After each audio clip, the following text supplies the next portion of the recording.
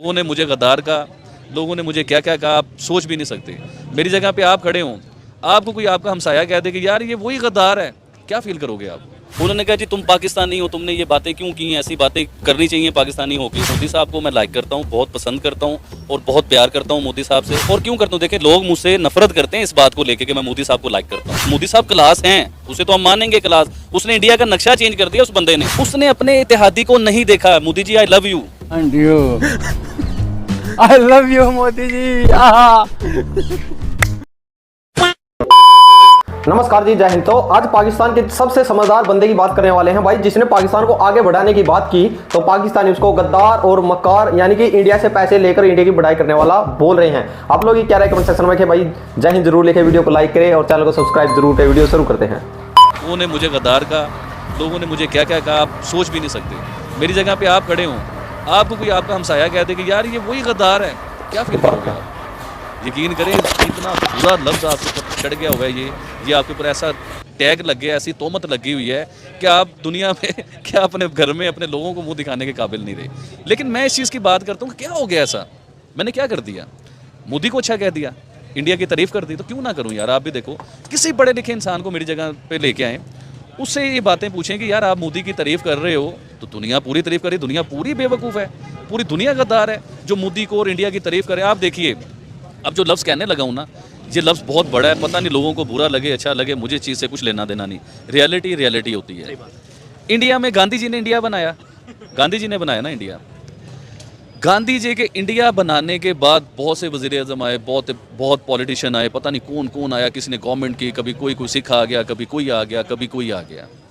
वो इंडिया को ऊपर नहीं लेके जा सके। इंडिया कौन ऊपर लेके गया? प्राइम मिनिस्टर मोदी साहब। तो अरे बेटे तुझे थकान नहीं लग रही क्या?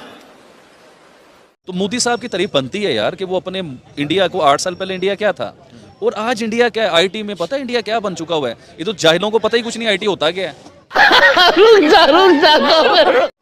इधर तो हमारी तकरीबन 60% जो है ना लोग हमारे बेचारे, उन्हें पता ही नहीं आईटी होता क्या है। तो आईटी में इंडिया ने ग्रो किया है, पूरी दुनिया में उसका नाम हुआ है।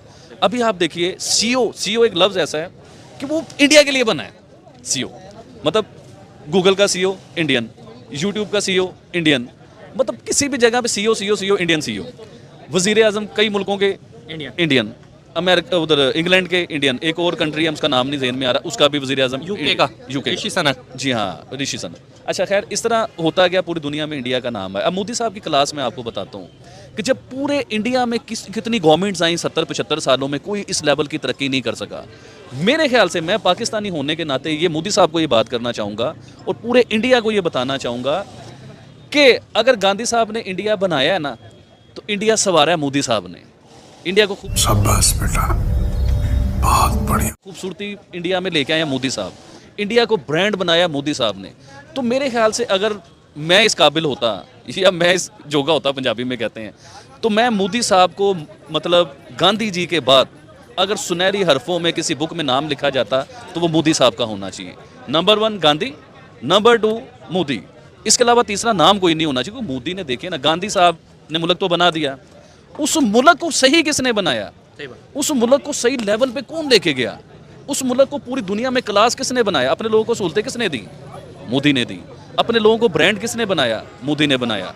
अपने देखिए तहफ़्फ़ुज़ होता है, आप है ना, मैं हूँ, हमारे पास अल्लाह पाक अरबों रुपया हमें दे। अब वो अरबों रुपया जब मेरे पास होगा ना, तो मैं कोशिश करूँगा इस अरबों रुपये को डबल करूँ, बिजनेस करूँ, इसके साथ कुछ बनाऊँ, पैसा मेरा और बढ़े, कोई इंडस्ट्री लगाऊँ, कुछ भी करूँ।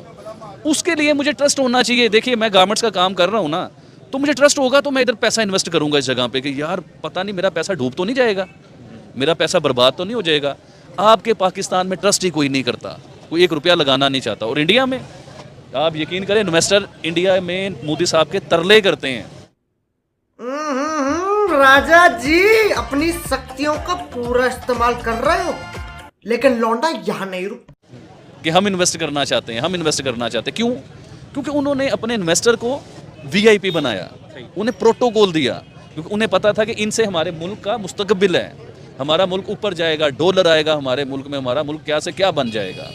तो ये चीज़ें होती हैं कि जब आप, अब देखें ना, इन्वेस्टर जो है वो तो डर जाएगा ना, इस मुल्क में इन्वेस्ट करते, उसे पता है कि इधर मैंने इन्वेस्ट कर दिया तो मेरा पैसा शो हो जाएगा और मेरे ऊपर 36 चग्गा टैक्स लेने वाले आ जाएंगे, मेरे ऊपर फलां बंदा आ जाएगा, मैं पैसे नहीं दूंगा तो मुझे कत्ल कर दिया जाएगा। आपके एक्टरों के साथ भी ये हुआ है, कई जगहों पे हुआ है ये, और बड़ी जगहों पे ऐसा हुआ है कि आपने भत्ता नहीं दिया तो आपको मार दिया गया। तो इस तरह इन वजहों से पाकिस्तान में लोग इन्वेस्ट नहीं कर रहे।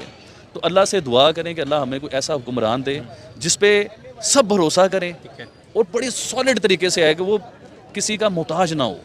जैसे गवर्नमेंट कोई भी हमारी बनती है तो उस गवर्नमेंट में सिंध वाले अलग ब्लैकमेलर, किसी और सूबे से कोई जीत गया वो अलग ब्लैकमेलर, तो ब्लैकमेलर वाला सिलसिला नहीं। ऐसी गवर्नमेंट होनी चाहिए इस मुल्क में कि जो एक आदमी स्ट्रॉन्ग हो, मोदी की तरह। मैं भी नहीं कहता मोदी से तलीम ले लो, देखिए मोदी से आपने ये तलीम लेनी कि स्ट्रॉन्ग कैसे होना है, अपने मुल्क को आपने कैसे ऊपर लेके जाना है, हमारा मुल्क ग्रो, उसे फार्मूला ले लो यार। देखो आपका हमसाया है, उसने कोई तो फार्मूला, कोई तो पॉलिसी थी ना कि अपनी कंट्री को कहाँ से कहाँ वो लेके गया बंदा। और देखिए इसमें कोई बुराई नहीं है कि आपका दुश्मन है या कोई भी, सीख लेने में बुराई नहीं है, दुश्मन से भी सीखना चाहिए। सर क्या वजह है कि जो भी उधर का हीरो होता है वो यहाँ का हम विलन बना देते हैं उसको। आप किसी भी आम पाकिस्तानी से अगर मोदी का नाम लें तो वो बात ही नहीं करना चाहता इस नाम के ऊपर, वजह क्या लगती है? देखिए मोदी जो है ना, एक्चुअली मैं आपको मोदी साहब की बात बताता हूँ। मोदी साहब के साथ देखिए, मोदी तो पाकिस्तान आया दोस्ती के लिए आया, जब तो वो अच्छा था। एकदम मोदी साहब बुरे क्यों बन गए? वो इसलिए बन गए, इसमें टॉपिक है इंडिया पाकिस्तान का। सही, आप समझें, इंडिया पाकिस्तान। अब इंडिया पाकिस्तान का मैच हो तो पूरी दुनिया में सबसे ऊपर जाता है वो। इंडिया पाकिस्तान का कोई भी मसला मसाइल हो पूरी दुनिया में हाई अप जाता है वो, उसका पता चलता है कि यार इंडिया पाकिस्तान का कुछ सिलसिला हो रहा है। आप समझिए मेरे पॉइंट को समझिए। अब ये इंडिया पाकिस्तान अगर आपस में दोस्त हों, इकट्ठे बिजनेस करें, इकट्ठे सारा सिलसिला करें, तो यार ये किस लेवल पे जा सकता है ये भी तो आप सोचें। कभी ऐसा माइंड भी बनाएं, ये एक आम इंसान हूँ, बहुत पढ़ा लिखा इंसान नहीं हूँ, मेरे जैसा इंसान ऐसी बातें सोच सकता है। तो पॉलिटिशियन यार वो तो बड़े पढ़े लिखे लोग होते हैं, इतनी बड़ी पोस्टें उन्हें क्यों नहीं समझ आती ये बातें? क्या सोच है रे तेरी, मानना पड़ेगा। इस मुल्क के साथ संसेर नहीं हो आप लोग, आप सिर्फ अपनी अना में फिर रहे हो, आप अपने सिर्फ उसी गुंडागर्दी में या कुछ भी आप समझ लो। तो यार थोड़ा सा बाहर आ जाओ। अब हमारा मुल्क फंस चुका है, अब हमने से निकाला। अभी आप चाइना से ले रहे हो, चाइना आपको कुछ कर्जा दिया, चाइना ने, उसे कर्जा कहते हैं, वो कर्जा है। देखिए मैं आपसे उधार ले रहा हूँ, मैं आपसे उधार ले रहा हूँ, मजीद ले रहा हूँ। एक दिन आप मुझे कहोगे बेटा तू तो हमारे उधार का कुछ वापस भी तो दे। अब मैं क्या करूँगा? दिमाग तेज़ होगा ना मेरा, ये अपने आप को बचाने के लिए मैं आपको छोड़ के ना इसके पास चला जाऊँगा, यार तू मुझे कर्जा दे दे, तेरे साथ मेरे तल्लुकात हैं।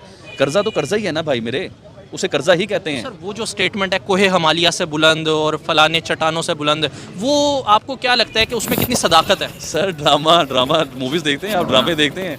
ये वोट लेने के लिए ड्रामा है, ये सब मूवीज़ हैं। ये बुलंद वाली चीज़ें हमें ना समझाएं, हमें करके दिखाएं। अब प्रैक्टिकली करने का टाइम आ चुका हुआ है। अभी भी नहीं करोगे तो कब करोगे यार? आप कर्जों में फंसा के मुल्क को अपनी तरफ से रिलैक्स करने की कोशिश करते हो, वक्ती तौर पे आराम दे देते हो।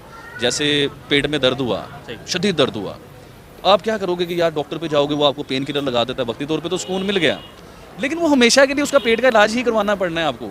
अब आप कर्जा लेते हो, वक्ती तौर पे तो आपको सुकून मिल गया, वक्ती तौर पे तो नजर आ गया, लेकिन आगे क्या होना है ये भी तो सोचो। तो भाई इस बंदे की नॉलेज को सलाम है। और अब आप देखिए, यानी कि इसने भाई मोदी की तारीफ नहीं की है भाई, कहीं कोई समझ रहा, इसने भाई मोदी के काम की तारीफ की है, मोदी के चेहरे को पसंद नहीं करता। यानी कि मोदी ने जो बोलते हैं भाई कि मोदी मुस्लिमों को पसंद नहीं करता, मोदी ये है, मोदी वो, यानी कि भाई मोदी अपने देश को किस स्तर से उठा के कहाँ लेगा। आज G20 हो रही है भाई साहब, G20 में जो बाहर के विदेश मंत्री आ रहे हैं वो देखिए, अमेरिका का विदेश मंत्री भाई ऑटो रिक्शा में घूम रहा है, यानी कि भाई उसको यहाँ पर यानी कि यहाँ की सिक्योरिटी पे इतना यकीन है भाई, भारत में इतना शांत देश है कि उसको इतना यकीन है कि भाई वो भारत की सड़कों में बिना बुलेट प्रूफ की गाड़ी के घूम रहा है। पाकिस्तान में बुलेट प्रूफ की गाड़ी में घूम के दिखा दो, ये नहीं बता भाई साहब पाकिस्तान में कहां से किस साइड से बम आएगा और कहां से उड़ जाएंगे।